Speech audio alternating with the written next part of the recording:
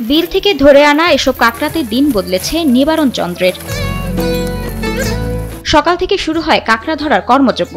হাঁটু সমান পানিতে নেমে জাল টেনে সংগ্রহ করা হয় এসব কাঁকড়া। ভোরবেলা যায় জাল পাতায় আবার সকাল 6টা-7টার দিকেই জাল উঠে জালের ভেতর ওই মাছও পড়ে, কিছু কাঁকড়াও পড়ে। প্রতিদিন ভোরে বিলে গিয়ে জাল দিয়ে কাঁকড়া ধরে নিবারণ ও তার কয়েকজন সাথী। এরপর সকাল প্রায় 7টা পর্যন্ত কাঁকড়া ধরে বাড়ি নিয়ে আসে। এরপর সবার কাঁকড়া একসাথে করে বাছাই করা হয়। সবার ধরা কাঁকড়া একসাথে করে প্রতিদিন 20 থেকে 25 কেজি কাঁকড়া পাওয়া যায়। সবাই মিলিয়ে কেজি 20 হয় কাঁকড়া। বাছাই শেষে ভ্যানে করে এসব কাঁকড়া নিয়ে গ্রামে গ্রামে হাট বাজারে ঘুরে বিক্রি করে নিবারণ। কাঁকড়া নিয়ে আসি ধোয়া মিলে করা লাগে, বাছা লাগে, অনেক মেহনত আছে। সাফসুফ করা লাগে, কাঁকড়া ডালি মিজিয়ে সামসুম করিয়া ধুয়ে পাকলে নিয়ে আমি গ্রামে করিয়া বান্ডব করে নিয়ে চলে যাই। গ্রামে গ্রামে যাই, হাটে বাজারে যাই, যার মন চায় সে খায়।